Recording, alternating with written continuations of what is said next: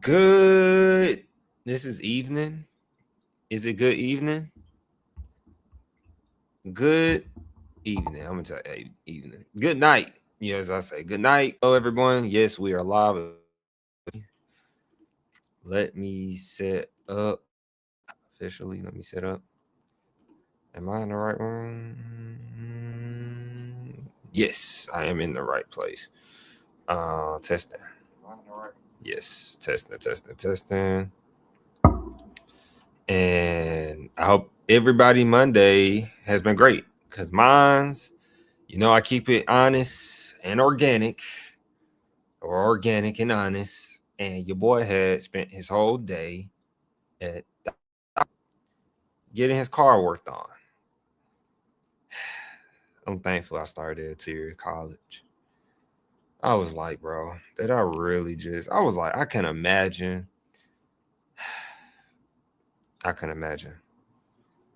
if I had student loans, if I started at a university and I didn't understand the power in 2-year colleges so I can maximize the return on investment and go get my car fixed. That's some real speaking on behalf junk though. Like, you really can't do certain things because of this school crap. College is always worthless and pointless. That's what we be talking about right there. You want me to go to school. You want me to get my car fixed. You want me to start a family. You want me to get a wife. No offense to the wives. But then you want my wife to take all my money. Look, man, I'm going against the grain on everything in life. Not following the traditional way. Shout out to Dreamville. Even though they didn't hit me back, it's cool. It's cool. I'm not mad. I'm waiting in line like everybody else. Not upset. Don't expect to cut the line. I hope y'all day is going well. Overall, it was a good day. Can't be mad. Just typical life stuff, right? And so I learned some things when because I didn't have enough time to look at the Chronicle Higher Education. I didn't have enough time to look at SHIO. Y'all know, usually we start with SHIO, so let's do our disclaimer real quick. And shout out to my waterfall. Let me share my waterfall real quick. Can y'all see it? Shout out to the waterfall. Stop it. All right, yeah. We got the waterfall back there. That's going to be our friend. Help keep us calm. I turned it on. My nerves started coming down a little bit. We were good. So, disclaimer. Yeah, I just said disclaimer. Before I start reading out the headlines for SHIO, shout out to SHIO. They send this every day consistently with updates. I don't know how they do it, but they do it. Shout out to them.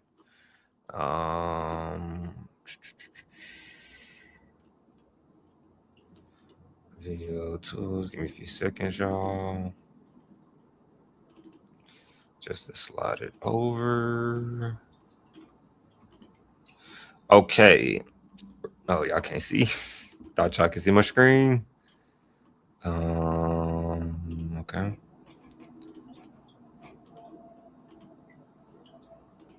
All right. Disclaimer. Remember that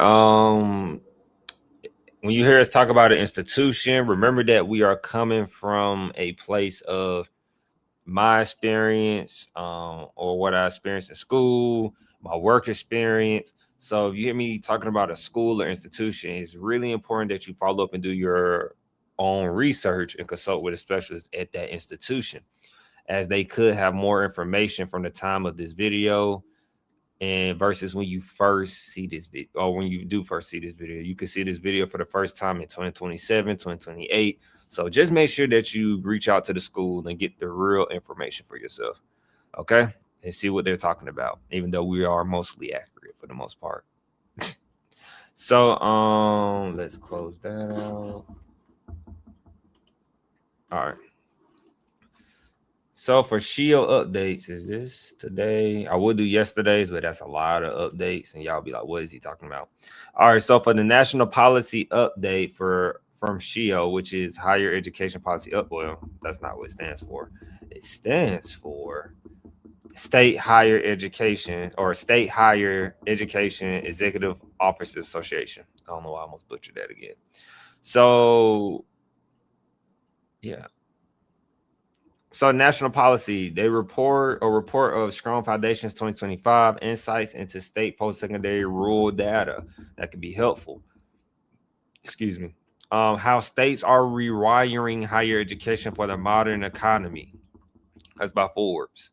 A faster degree or an inferior one. State loans could help fill the graduation. State loans could help fill the graduate school affordability gap. I don't believe student loans could fill the graduate gap, but okay. Setting minimum standards for instructional spending can protect students' tuition dollars. I'm gonna read that one more time. Setting minimum standards for instructional spending can protect students' tuition dollars. Interesting. Education department resumes reviewing loan discharges for defrauded borrowers outside settlement. And Charlie Kirk, state lawmakers find a muse for their higher ed reforms. Op-ed, this is an opinion article. Weaponization of student aid is the next frontier. I've been hearing multiple articles about that. And then for state policy, not that many, but for state policy, we got Ohio. Governor DeWine rejects consolidating Ohio universities as concerns that could happen circulate. Oh, Governor DeWine rejects consolidating Ohio universities. Interesting. Bold move by the governor. We have to probably look into that too. That's in Ohio. UT. I don't know what UT is. Let me know in the chat if you know what UT is as a state. I'm going to look it up, but I'm not sure. Let me see. UT. Where's UT? Oh, Utah. Okay. Utah. Did not know that. Utah. We learned something right there. Utah. Did not know it was going to be Utah. Wyoming. Wyoming has one university. Can it survive its own legislature? By the Chronicles. That's interesting. All right, so those are the updates by Shio. As I like to say, those are our updates of some things going on. We will dive into one of these, probably multiple of these. So I was reading a book today, and do I not have to walk? So I was reading the book today, guys, and let me show you. Let me go ahead and put it over here before I share my screen. And I want to see if I can find a video of it before I even get into detail about it. That's what I should have did. I should have got a video. Let me see. Granger.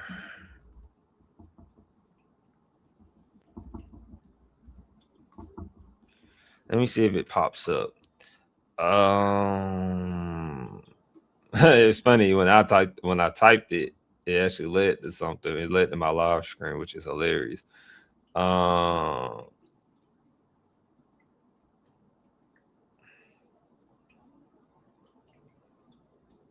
remember this guy. He looks very familiar. But this video was posted 12 years ago.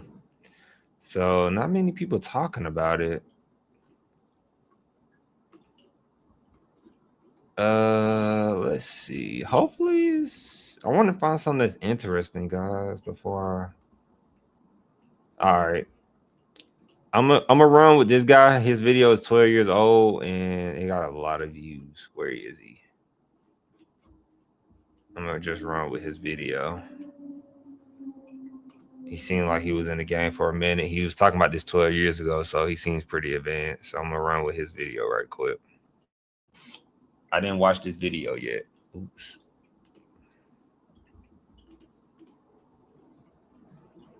I'm finna get it uploaded. All right, perfect. It's only 3 minutes. It's only 3 minutes. Don't forget to hit that like and subscribe button if you can, if you like what you're about to watch. Let me see.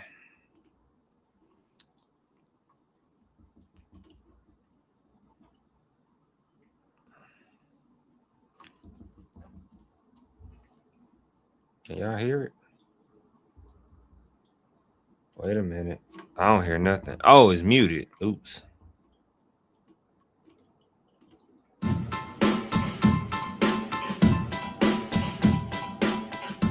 Hey guys, welcome to Hip Use History. We're going to take 3 minutes to explain a vocabulary word that hits U.S. history kids in the head on the exam, and that's the Grange. What is it? What do they want? What do they get? There you go. Let's do a little bit of the learning on the YouTubes. Ding dong. Here we go. So the easiest way to remember the concept is the stupidest way in the world. I'm going to do home on the Grange. I'm not going to sing that song, but that should at least remind you, and of course the song is Home on the Range, that we're talking about some kind of out west kind of feature of American history. We're talking about late 19th century, really, as we're at the height of laissez-faire economics and we're kind of rushing towards the progressive era. The Grange is sort of kind of in the middle there. And we're talking about farmers. And really, at the end of the day, the Grange is really about farmer hate and how they deal with that farmer hate, because farmers be hating. Farmers be hating on gold and on banks and on railroads. And once we understand like where that hate derives itself from, we can understand what they want and obviously the effect of what they get. But definitely the Grange is kind of like a union of farmers.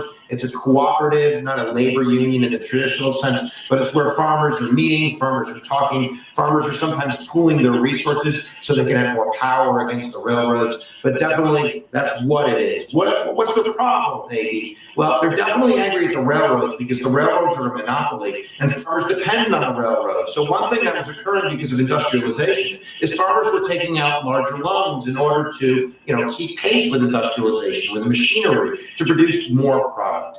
And when that happens, you get the problem of overproduction. You have a surplus of crops. You have a whole bunch of demands, and they're turning brown. And they ain't worth anything. So you owe money, to warehouse it, and you owe money for the labor, you owe money to the bank for the loan, for the tractor, all of this, and you can't pay it back, and now the railroads are overcharging you. So you're angry at definitely railroads, and you're angry at banks because of the loan system, but also because of the gold standard. The gold standard, in a sense, can limit the money supply in the mind of some economists because there's only so much gold. So when you only have a limited supply of gold, the bank has a limited supply of money, and farmers are hating on the gold because they can't get the loan. So farmers are loving on the silver. With a silver currency, you'd have an expanded money supply, according to this theory, and farmers would have a better chance of taking out loans. So at the end of the day, what do they want? They really want railroad regulation. Let's only stick to one so you can write about it. And eventually they're going to get it. It's called the Hepburn Act. It's one of the first major pieces of American legislation that's going to regulate industry. It's going to have the government's power getting in the way of free market capitalism. And it's going to regulate kind of the maximum amount of money that you can be charged on the railroad. So farmers, baby, home on the Grange, where the kids are learning on YouTube all day. Click my face for some more Hip Use history. I hope you got the word down. And remember, where attention goes, energy flows. We'll see you next time we do some more of the teaching on the internet. Oh, he funny. Hey, he was funny though. He was funny. He was like, on the Grange, and I'm just like, what? Immediately, huh? The Grange, like, all right. So yeah, I learned about the Granger union or movement. That's what I wrote down. And as he said, the Grange, they be hating on gold, silver, railroad banks, anything that pretty much make money, production, or anything. The Granger movement, they were farmers. And why am I talking about farmers? And this is a higher education channel, right? So this all goes back to education. It all goes back to college. So remember, I don't know if y'all remember, if you've been watching this, the Emergence of the American University is a very challenging book so far. And they talked about the Grangers, and the Grangers didn't like the guy, like my guy said, I'm gonna have to subscribe to him probably. What's his name? Like the guy said in, what was his name? Hip Hughes. Like Hip Hughes said, the Grangers didn't like the farmers, Grangers interchangeably. They didn't like how how railroads were a monopoly. And if you understand railroads, you know about the Rockefellers. But Rockefeller, he had a monopoly, or his business, they had a monopoly on the railroads. And the Grangers felt like, as they say here, the Granger movement was a 19th century coalition of U.S. farmers organized in 1867 as the patrons of husbandry, if I said it right, that aimed to combat via political action and cooperatives in the monopolistic high fee practice of railroads and grain elevators. And so where they came into play was about, if I backtrack a little bit, it's going very in order, about the Morals Act. And then that's where the farmers or the Grangers come in, because the Morals Act came into play. If many don't know what the Morals Act is, it's very important. It's one of the reasons why some of you all go to like the schools you go to, the colleges you go to that have agriculture, like University of Georgia, Tuskegee, any school that has like agriculture in it, you'll see like it's a land grant institution or a land grant college. And so the Grangers came into play about, they wanted, like, if you was a land grant institution or a school of that type I mentioned or similar, they wanted you to teach that in the school. They didn't want you to teach the traditional methods of school. They didn't want you to do the regular schooling. They wanted you to instruct them on how to be farmers or Granger or something, like agriculture, mechanical arts, and military tech, like stuff like that. And so that's where the Grangers came in. And so I wanted to do that because the Granger movement was something interesting. It's part of the history, at least the history they tell, right? And so, or the American history. And I also learned in this book so far too that a lot of the what is it? A lot of the education or the higher education or college is modeled. I'm not for sure. I got to keep reading because I think they're going to reiterate it. But a lot of the education, or the model, not education, the model of education, the way higher education is constructed or operated, is they saying that it came from Germany or the UK. Like that's what they're saying, that they got it from Germany mostly because of the I'm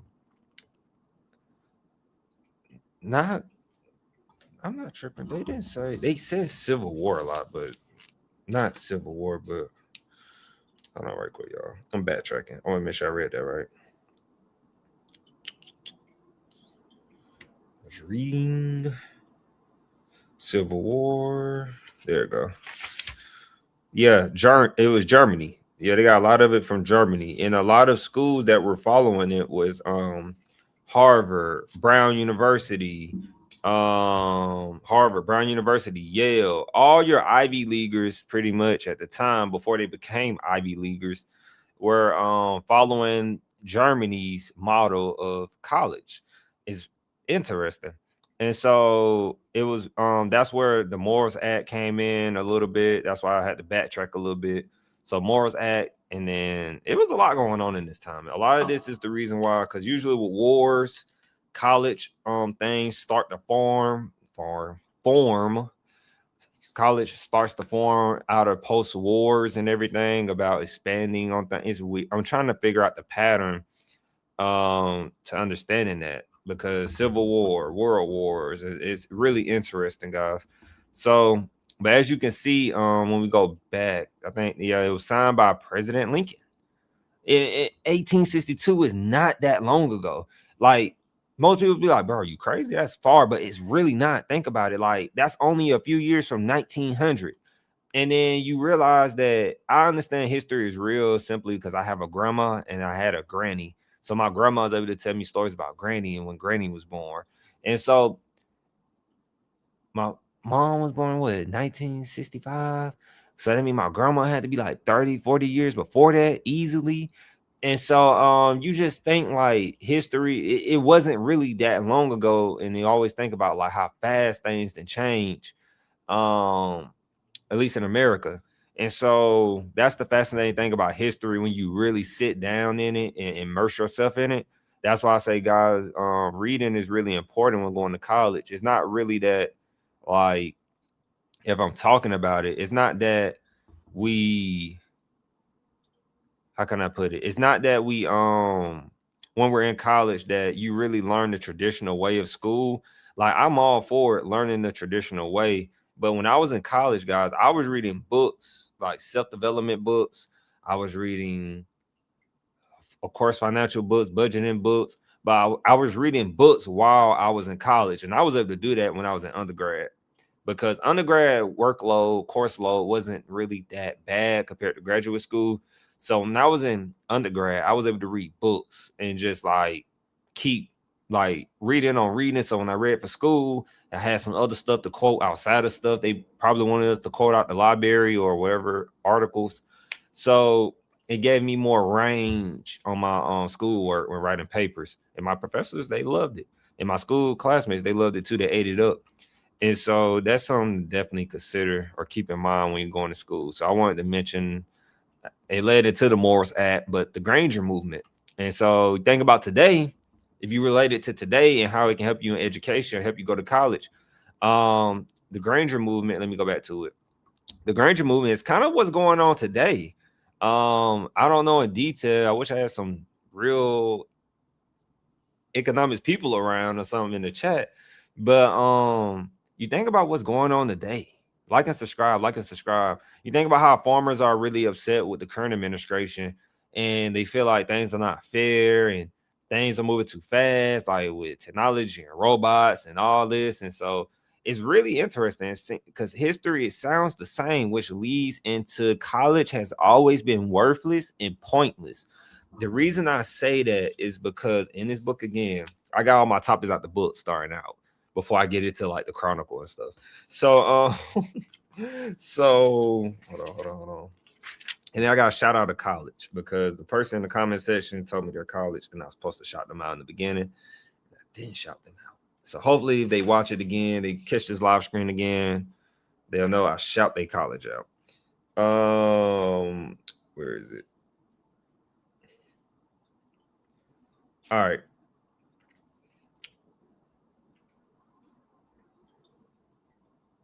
All right. So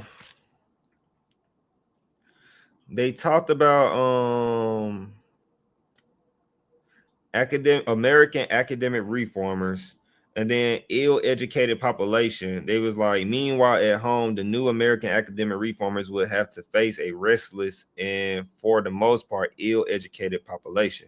When you think of ill, you think of illmatic, ill. Jay-Z said something. This is the ill something too. And then it's kind of like the American public had little enthusiasm for the foreign, the abstract, or the esoteric. They use that. It's a word I didn't know. I ain't even look it up yet.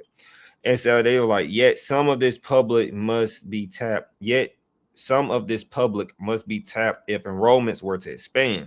They said to win popular sentiment for a venture which by its nature had to be somewhat alien must have seemed a dishearteningly difficult task, especially in the period between the Civil War and about 1890. This was the time when industrial leaders liked to issue acid statements about the uselessness of higher education.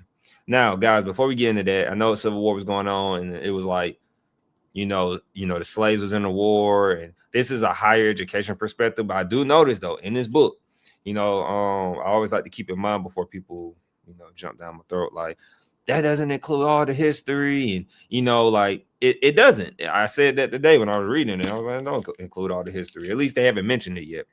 And so, but to keep going, remember, guys, if you go to college, most colleges are progressive and liberal. That's why we have liberal education, like a liberal arts major, FYI. So this was the time when industrial leaders like to issue acid statements about the uselessness of higher education. That was in 1890. 1890, during the war. Keep in mind, I'm having a eureka moment right now. Keep in mind that we are in a what right now? War or wars, right? And what are people saying right now or a year ago or 2 years ago? Like you go back to when we was live scripting, I was pointing out people saying, oh, they was like college is, you don't need a college education. You don't need to go to college. These are people saying this in 1890, between the Civil War and 1890, that college, like they said, industrial leaders. What do we have now today? We have tech leaders. And shout out to Mr. Howard, Wall Street Trevor. I gotta shout him out on this. He always says that history doesn't repeat, but sometimes it rhymes. And that's a perfect, that's beautiful that he always said, because I'll be stealing that.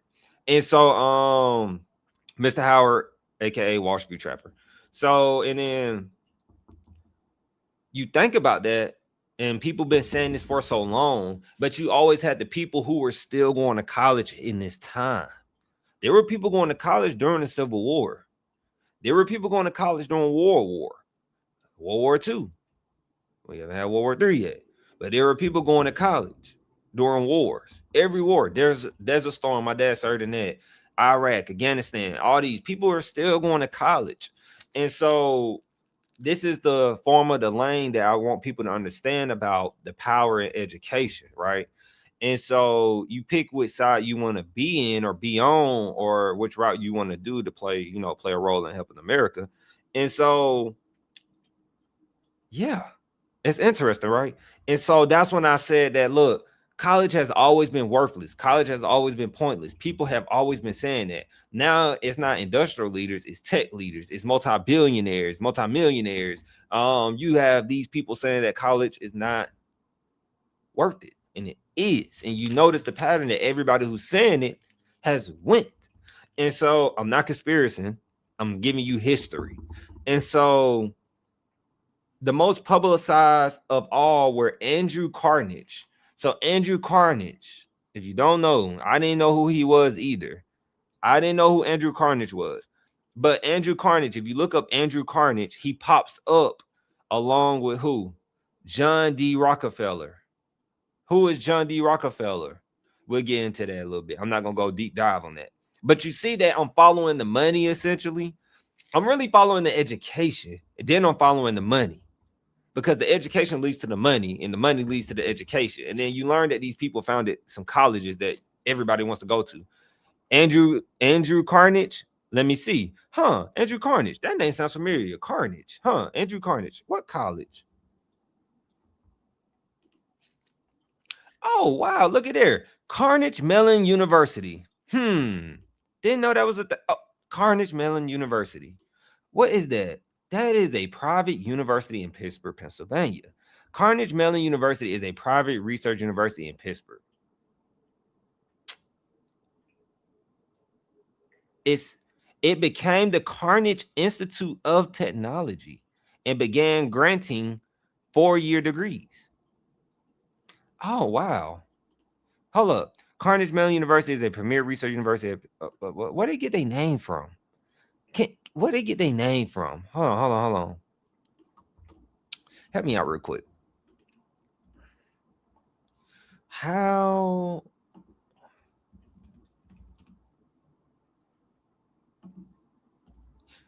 Get its name. Is it going to tell us? Oh, right there. Named after the 1967 merger of two Pittsburgh institutions founded by the industrialist philanthropists. Yes, I struggle with that word. The Carnegie Institute of Technology, founded by Andrew Carnegie in 1900, and the Mellon Institute of Industrial Research. Wow. History. So what you getting at, Henry? Speaking on behalf, what you speaking on right then? Right? What you getting at? I'm getting at that this person right here, Andrew Carnegie, even though we have the school called, like and subscribe, even though we have the school called Carnegie Mellon University, right? This Andrew Carnegie was a big advocate on, like, you don't need to go to college. But, oh, my bad, I forgot to mention.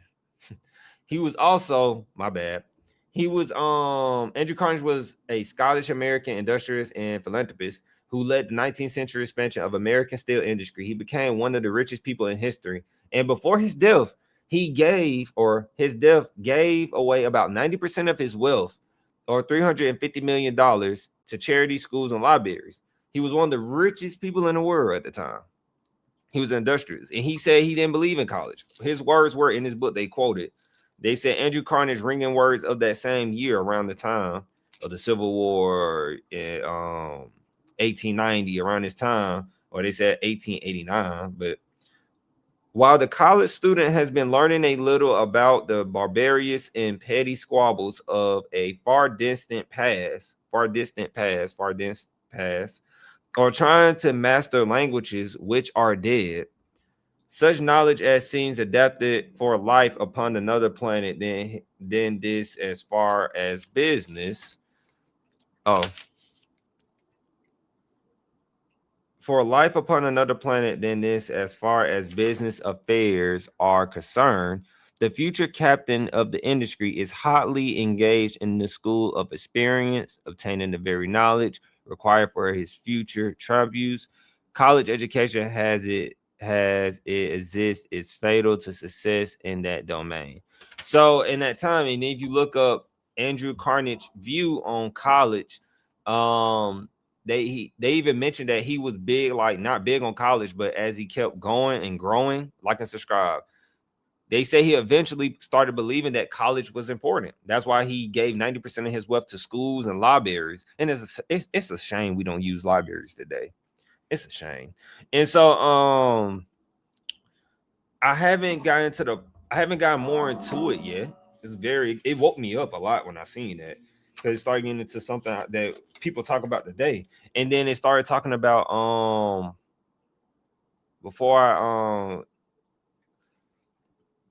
then it started talking about today, that one person said they were not going to hire nobody. This was around the same time. They said something that we hear this all the time today. A person who worked in the bank said at their bank they are not going to hire anyone. They said they are only going to hire people who do not have a college degree. Not the exact words, but that's what that person said. It's in this book. They said we are not going to hire people who do not have a degree. So if you don't have a degree, if I said that wrong, sorry, but if you don't have a degree, he was going to hire you. He or she was going to hire you in that time, because they didn't believe that you need to go to college to work in the bank, I guess. And so all that changed eventually. Why did that view change? We have to read and find out. We have to see why Andrew College shifted his view. And so I thought it was interesting, because you think about what all these people who are saying that now, and their main reason is because college is too expensive. Yeah, college is a bit expensive. I will say that it is the universities are very expensive. You go to a prestigious institution, it's very expensive. And then how do you, because you got the history blueprint for me right now, and you see that we're hearing these, like this guy was considered technically like one of the Elon Musk, Mark Zuckerberg in this day, back in that time. And he shifted his view. They were wiser back then. They didn't have distractions back then. They wasn't, hopefully wasn't as greedy. And I'm not saying they wasn't, but hopefully was not as greedy. And so you start to wonder, like, he even shifted his perspective. He even gave 90% of his wealth away. I don't know any of the billionaires doing that today, or trillionaires. I don't know if they're doing that. And so it's interesting, because if we understand the history of people saying these same things back in 1800s, and I'm a strong believer that I know, like, based on how I am, and I'm aware of my skin, I'm aware of what country I'm in, and so that I understand that, guys, when I understand the history of something, I understand I can't play the game the same way. I just understand. I thought that's why I thought the 2-year was a beauty thing. Then once I learned that I was getting this amount, once I learned that I was getting a certain amount to go to school, so I knew what school I had to pick or school I could afford. Only if I knew at that time that, if I go to a school with more money, that they would pay me considering on my GPA transferring in. If I knew all this, like, I got a lot more moves versus just going from 2-year to 4-year and staying off campus and not getting a meal plan. But now you can get all these moves and figure out which way you want to go while attending college, so you don't feel stuck in one place. And that's a great feeling. Like and subscribe, man. Like and subscribe. And that's a great feeling for you. And so I always want to mention that right now, because that's what I'm trying to do. Keep advancing my game in higher ed, trying to separate myself from the fake YouTubers out there who act like they're going to college. And, you know, we really, like I say, guys, when you hear us talk on Speaking on Behalf, we lived it, we did it, and we lived it, we did it, we lived it, we did it, and we got educated by it. And so, you know, we did it at the highest level. We actually went to school for it and have been respected. It might not mean nothing to most people. How most people love the Grammys, how most people love the Oscars, how most people love these different awards. And that's the reason I felt like being respected by my professors at a craft, that I had to put my mindset on a paper in these letters that they can't take away, but respect these letters that I put on this paper. I felt like that made my confidence even higher in this industry. And so to have people on YouTube, if I got to vent real quick before I go to the next segment, but to have people on YouTube down in college, down in higher ed, not understanding the full scope of how you can save money and make money while you're in college and how to go about it, it's you know, it's misleading, because, you know, we don't step in nobody else's lane when we talk about different industries and topics. We always be like, oh, who can we get? Hopefully we could get them in the future. Hopefully they'll come talk and break it down for us. And so we let them do the talking on that. And so that's what real education is. You sit down and you listen and you learn and you say, okay. So then that's how you just keep doing it. You can debate, you know, but that's only if you're in the industry. If you're not in the industry, you can't really debate because you don't know nothing about the industry. So it's like, what you debate, you just making them mad, essentially. The word I've been hearing lately is rage baiting. That's the word I've been hearing lately, but I don't use rage baiting tactics, but some people might feel like I am. So yeah, I thought that was really helpful, man. Once again, though, we take real good pride in making sure you get the information you need. Articulation agreements, staying off campus, don't get a meal plan, importance of a 2-year college. Yet some two-year colleges focus on trades, like technical. That's like a technical school. But some 2-year colleges focus on you transferring, advancing your education. Some schools, some 2-year colleges got better deals than universities. Some of them have partnerships with Fortune 500 companies, like we talked about before. So, man, just get going. I promise you guys, like, I just get going. And so let's get the briefing. Is this the current briefing? This is the one for my birthday. I don't know why I got that on here. So higher is it? Let me get some drink real quick. I'm drinking the energy drink and it make me dehydrated. Okay. So today's briefing, I don't know what's in here. Let me take that down for someone think we are just glamorizing Andrew Carnage. A lot of DEI things going on right now. I think this is important.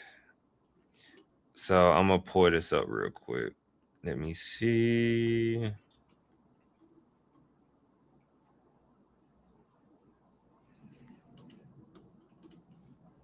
Let me see if I can pull this up for y'all.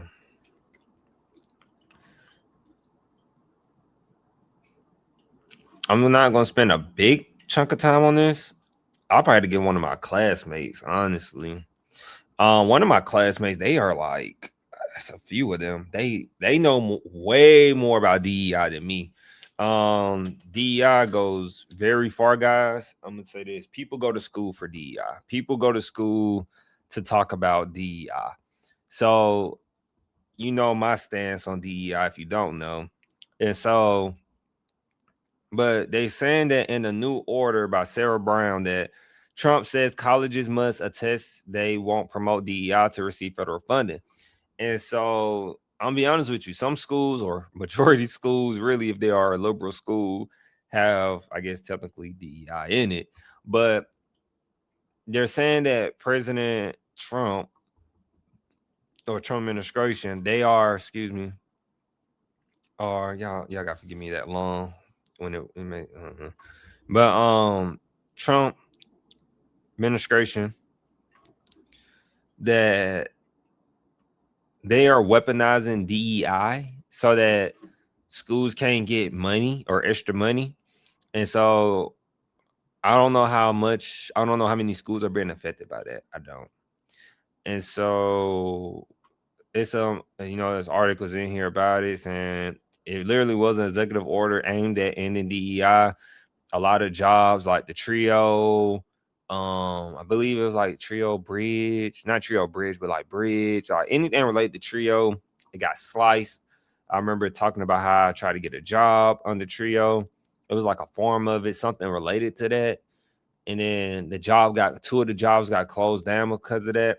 Literally, some jobs that were labeled as like regular jobs in higher ed, like academic advisor and student success, which is bad to say, but some of these positions were aiming, but it's not bad if they're doing it intentionally. So I don't think if they're intentionally trying to meet a certain demographic. So like the best way I could put it without it sounding informal, like some of the billionaires presented it. Schools, as you know, guys, schools have like every school is a PWI first and foremost, but some schools are Hispanic serving institutions, as I explained before. So that means that some schools are PBI, predominantly Black institutions. That means some schools, when they hit a certain quota of students that claim that demographic, the school hits that certain percentage, and now they have to claim or say, if they want to, I believe they have to, but they have to say like, we are a Hispanic serving institution because majority of our students are Hispanic serving institutions. And then if you look at us, when we go look at schools like on the West Coast, we go look at schools, or even in Texas, we go look at schools and it'd be like, this is a Hispanic serving institution. This is a HSI school. And so what am I getting at is sometimes these schools don't even have the proper academic advisors or student success to make you feel like your academic advisor, your instructor, like you don't even feel like they care. Some student, like this is really a thing that leads to mental illness, and that schools were opening up positions under this. They literally put it under DEI so they can get funding. It's other ways they can get funding too, because when the school meets that quota, they get extra funding for that too. But they get this funding, this money, they can get it on the DEI besides the HSI funding. They'll get the funding for DEI and they can put more jobs for like, it would literally be someone who is Hispanic to relate to the student. So, because sometimes, guys, I don't know if you experience, like I experienced this in my work experience a lot of times, in real life experience that I want to say real quick. So I'll never forget. So there are a lot of students who have parents that don't speak Spanish. And my real life example of that, I mean, who don't speak Spanish, who have their parent Spanish students that their parents speak Spanish, but their parents are trying to reach out to make sure their kid is okay. Similar to how we have students who speak English and their parents are reaching out. The parents speak Spanish and they don't, and you know, most of the people, at least in Georgia, who work in higher ed don't speak another language, mostly. And so the real life example I got is, this was a personal thing, but I used it in interviews because that's why I say interviews are so dumb, but they're needed, because they should be like, you can use a personal example or you can use a work example. And so my personal example is, I'll never forget, there was this guy. He was obviously Hispanic. He spoke Spanish fluently. And so when he spoke Spanish fluently, he was working on my mom's wall in the apartment. And so, okay, we are very nice people. And so when I say that, it's like, we are like, some people might think this is weird. So we gave food. We offered him food because he was working on my mom's apartment wall all day. And so, and then he needed help. And so he was trying to understand something. So I used my phone, because we got our phone trying to tell a story, right? And so I use my phone because, you know, on our phones, we got translators. And so my mom was trying to figure it out. And I was like, Mom, it's 2025 at the time. Now, I think it was 2024, 2025. And then I said, Mom, I got this app, translate. And so then I used this app right here. He was talking in it. Then I was able to communicate in Spanish, that translate to English. And then it was easy. And so then we built a bond on that. How I know we built a bond?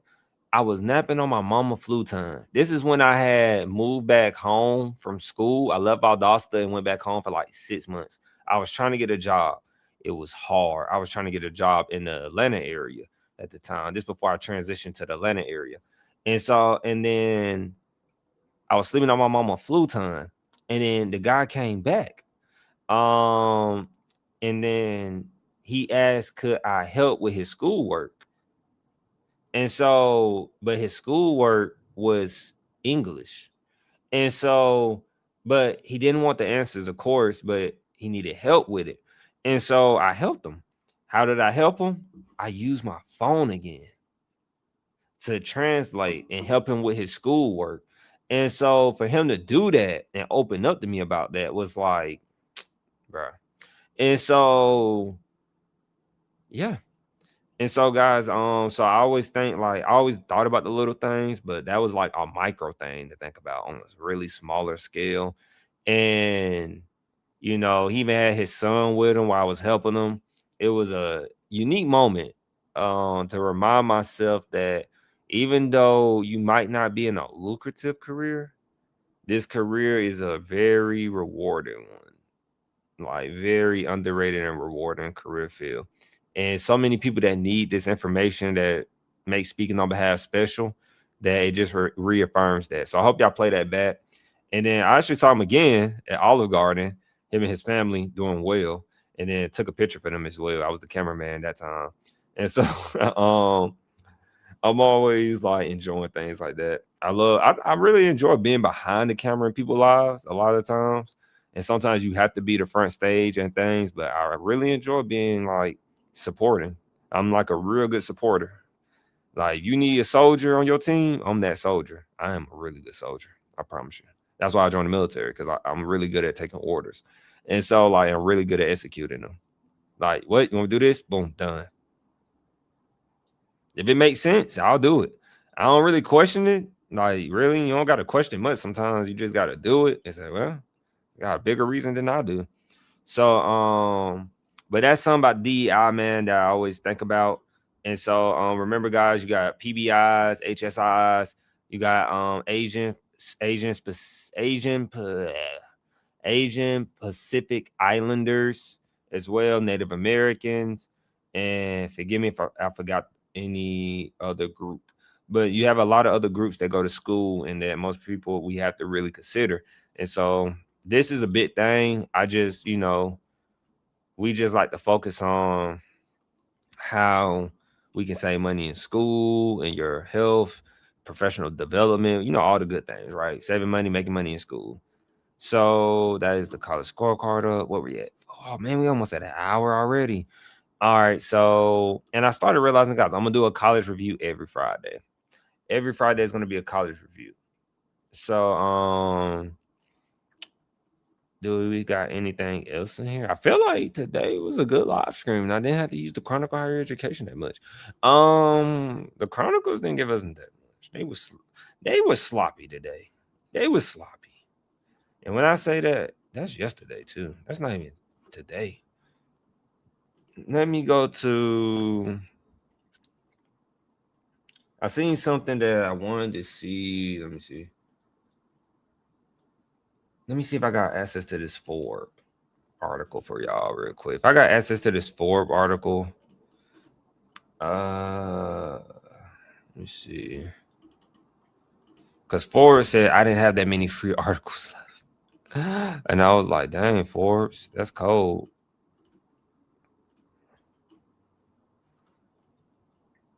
I think Forbes said, yeah, y'all gonna see it. Forbes said I got 2 out of 5 left articles. Forbes need to go ahead and let me just get these articles for free. I need to cut a deal with them. Forbes said you got 2. You got 3 more pretty much. So right here, they're saying how states are rewiring. How states are rewiring higher education for the modern economy. Guys, it's something that I want us to think about. Forbes talks about college. Forbes is talking about education. Normally, when you see Forbes, you think about music. Is it Forbes? No. You think about, I don't think Alex is up. Let me see something real quick. Hold on, y'all. Alex taking a nap.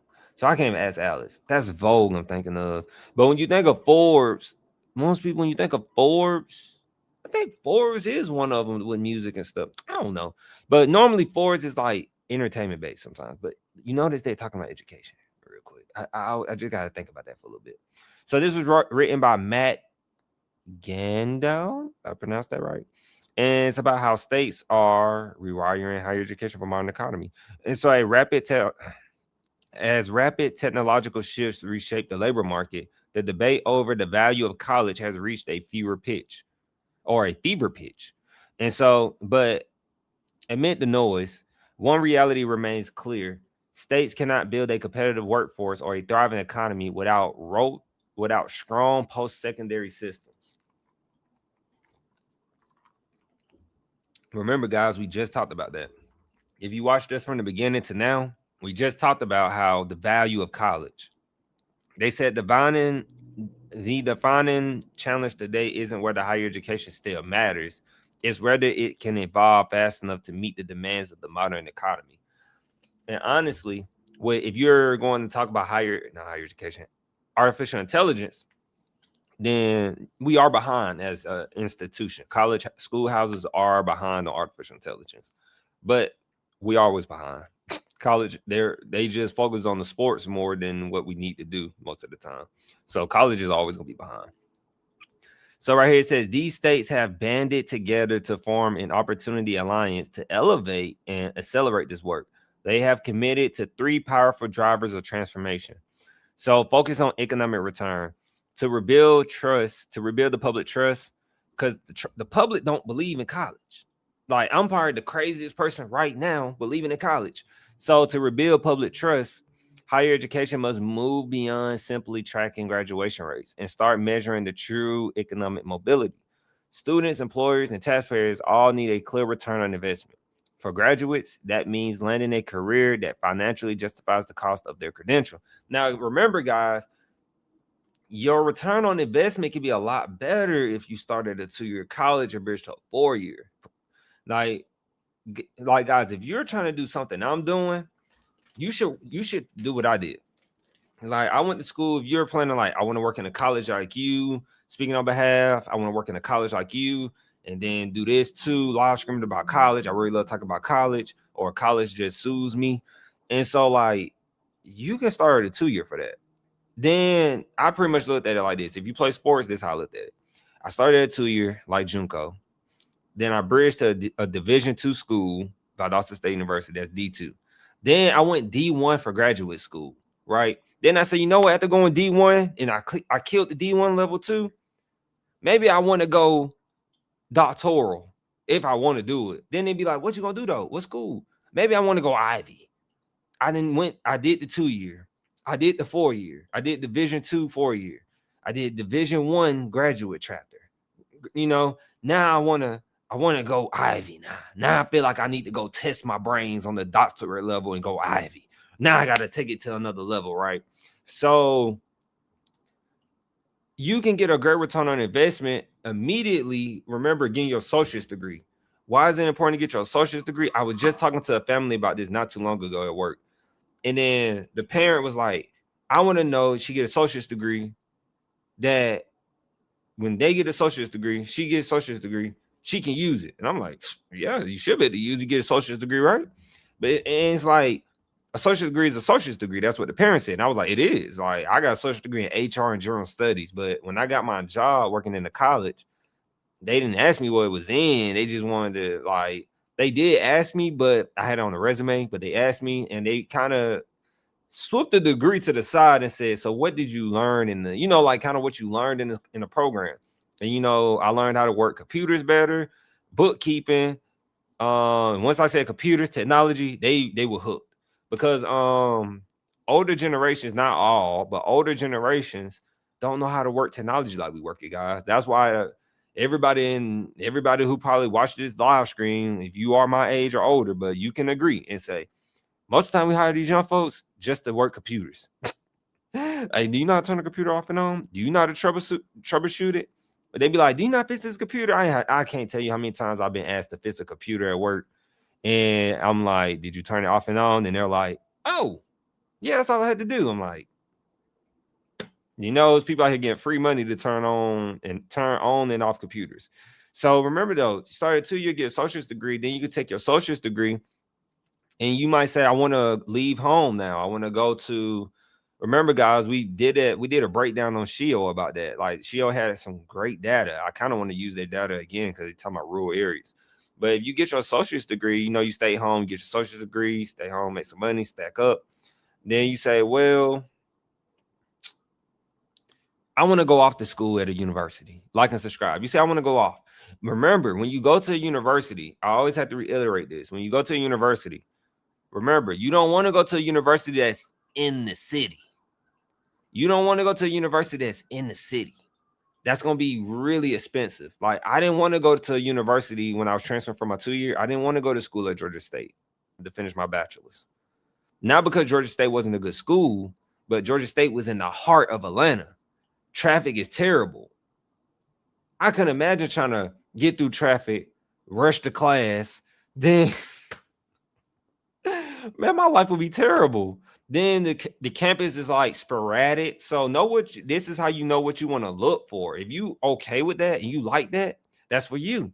But for me, I like to be like able to walk to my class and not have to go through 1,000 Godzilla traffic every other day. And so, and depending where you work, you might work on the other side of town, then have to get to class if you're going to school on campus. So you just have to factor these things in. That's where I come in. I'm helping you break that down. So most of the time, guys, you don't want to go to school in the heart of a city. And normally the school pricing is going to be a lot more normally because it's in the city. So a school that's like Georgia State has very good school prices since I brought them up. They have very good tuition prices, but because they're in the city, they still a bit more expensive than like a Valdosta State that was in a small city. But some schools, it doesn't determine the factor because you got schools that are in the country or whatever as the country. When I say country, guys, that means like hillbilly and stuff because I'm from the South. But there are schools that are in like not so big areas, but they're expensive because they're named. Like I'm in Georgia, so it's a school called Berry College, but that school is private. But there are schools that are in small areas that are very expensive. And so you always want to keep that in mind so you know where to pick a school. I will not go to a school in a big city, guys. I probably won't do that to graduate school unless you're going to stay on campus. If you stay on campus, but remember, you got to get a meal plan. Remember, that goes into your tuition. Remember, that little, if you do get financial aid and you say, well, my Pell going to cover me, your Pell is not going to cover you. That's a fact. It's not going to cover you alone. So you have to rely on some other institutional aid. Did your school got the money? Did you have a good enough GPA? So you have to factor in all these. Remember that we pretty much speaking on behalf of you now. So every time I focus on economic return, building the public trust. So then we go to 2. They said expand. Hold on, guys. They say expand career aligned learning. If higher education is to prepare students for a rapidly evolving labor market, academic programs must increasingly connect classroom learning with real world experience. Now, that depends on the school you go to. Now, a lot of people who go to college, it depends on your major. It depends on your school. It depends on your major. And it depends on you as a person, too. Because a lot of times what they don't mention, and a lot of people might get me for this and say, you are outdated. You don't know. You are too traditional. I'm going to be honest with you guys. What they're not telling you is that you need to have professionalism in the classroom. Not like when you learn it in the classroom, you learn it, you already have it before you go on the job. When you go to your job interview, they should think you're older. They should think you're, oh, Yeah. Then they look at you and they ask you your age, and they're like, once you get the job, they be like, how old are you? You be like, oh, I'm 20, I'm 25, I'm 24. You're like, what? Hold on, what? But you were so your demeanor, because now I'm supposed to ask you your age. That's why I wouldn't even put my graduation year on there if I was y'all. And so yeah, guys, you want to dress like get some advice, get some professional development, self-development advice from your professors, man. Take advantage of that. Like, ask your professors. I know we do it, and it might not work, but ask your professor, like, hey, what do you interview questions potentially, or how should I dress? Ask them all kinds of questions that you might have, because like, really dressing though, you gotta dress professional, guys. I know they tell you that like today's change, you don't have to dress a certain way, but that is a story. Like, just look at it on TV. You still have a president that wears a suit. You still have executive people wearing suits. You can dress more casual with it. Like, I have wore a blazer. In I would say a fitted shirt to an interview, but it looked very professional. As long, you want to make it look good. And so definitely you want to dress appropriate and while you're going to class. And then that also can lead to job opportunity too while you're in college, because your professor might got connections with people who work at a Fortune 500 company, and your professor might just don't care about money. And like, the professor probably went to Ivy League. You never know. And then say, I know this guy, and he works at what's that place called? He works on Wall Street or something like that. It's like a wall in a street. And then you'd be like, what? Wall Street? That's what I'm trying to work. And then you'd be like, oh, because your professor might be an elective. That might be an elective course. And your professor might be like, yeah. And then you might say, can you talk to him about me getting the job? And then your professor kind of like, well, you come to class with a hoodie. You put your head on the desk most of the time. You don't show up on time. So your professor kind of like, I don't know. So then now you kind of got to wait a few weeks, and now your professor got to wait to see how you do in the next few weeks to see if you really care. That all plays a role in you getting a great real world experience. It's not just about, can you do the job? It's plenty of people that can do the job. Do you, like we just talked about, do you have these traits? So it's something I want to mention besides going off the book, going straight off the text.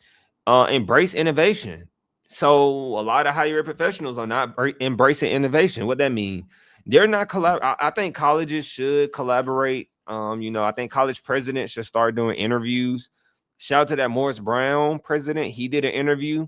He did it in the wrong. Well, I understand why he did it in that fan base in the platforms he went on, because those are like majority Black, and he's a president at Morris Brown. So I understood the angle very much. Great. But more presidents should start doing that, because that's the time now. If I don't know my college president, I say this all the time, and I work around a lot of older people, and they're kind of like, I'm like, kids are getting to the point where they kind of want to know who their college president is, and they're trying to get to the point, or parents and kids are trying to get to the point where, like, who is making decisions in this college? Okay, if it's not you and it's on a federal level, it's the governor. Now you're focusing them to pay attention, and now they're going to be really understanding. If they watching us on this live screen, like and subscribe. If they watching us on this live screen, they're gonna understand the importance of. They're gonna really understand the importance of your governor. Well, president, but your governor, like in that state, they're gonna understand the importance of that governor in the state. They're gonna understand the importance of who's on the trustees board. Then the game is really starting to change in higher ed. So then it's like college president is gonna have to be like, man, I gotta go do an interview. We got to get more students. Then it's gonna be like, maybe I don't got to be the college president.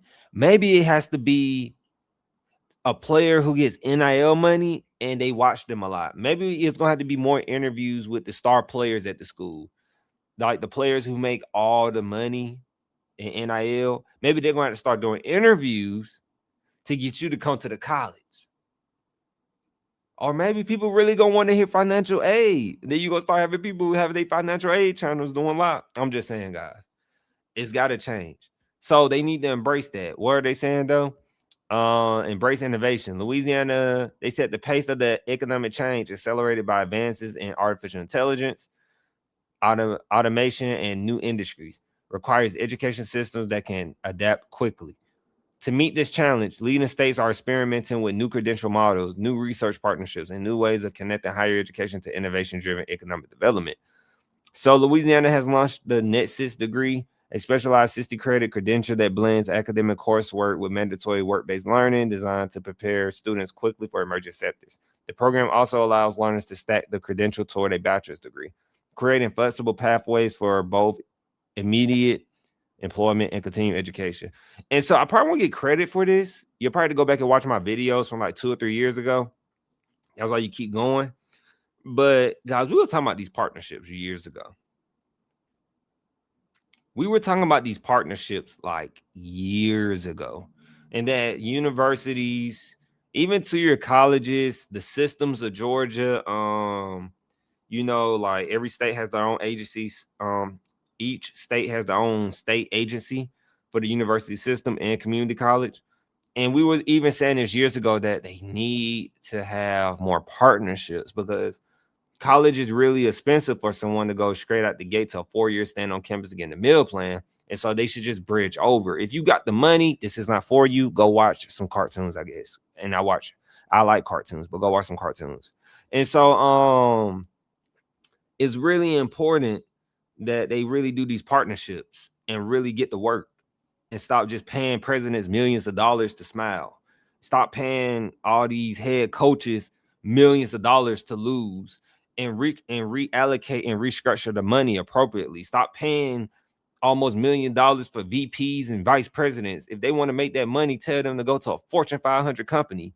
Like, I find it weird that higher education is rooted and embedded in so much politics, but you pay these higher ed professionals millions of dollars. There's nothing wrong with it, I guess. But we have state representatives who only make $250,000 like max. Like, you can go look up, like, I'm in Georgia, you can go look up Onsoff or people in Texas, like these people who are high profile politicians. They don't make much. They make much, but you know what I mean? Like, y'all know what I'm talking about. And so really though, it really sparks that, I'm just saying. And so they said the dividends of courageous reform. Oh, that's interesting. It says if the 7 states stay the course, the higher education landscape within their borders will look fundamentally different in a matter of years. And so in this new paradigm, students will no longer guess at the value of their degree. They will enter college with a clear, data-backed understanding of their career trajectory and expected earnings. Graduation will no longer represent the start of a job hunt, but the accumulation of years spent gaining hands-on work-based experience. You know what I'm saying? You know what I mean? Don't be real with you guys. Them graduations, everybody who went and walked for graduations, I salute you first and foremost. To all the students, I salute you. But I don't salute graduation in the form of graduation. What I mean, I didn't even walk for my graduate degree. I probably should reiterate that. The reason I didn't walk for graduation, guys, or for grad school, is because I just don't understand how we are celebrating you. I don't understand how we are celebrating you. Like and subscribe, how we're celebrating you for, you put your heart and soul into the school first and foremost as a college student. You really grinded, man, to get that degree. I don't think it's fair to you, my student and parents. I don't think it's fair to you, speaking on your behalf, because some of you all probably can't say this and you don't want to get in trouble. I feel it. I don't think it's fair to you to bust your butt in the classroom, parent sacrifice, and at the end of the day, behind the scenes,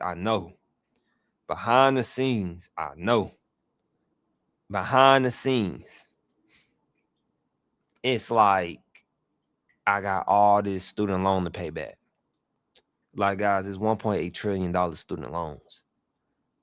So You know, I don't understand how a school can smile in your face. Like and subscribe.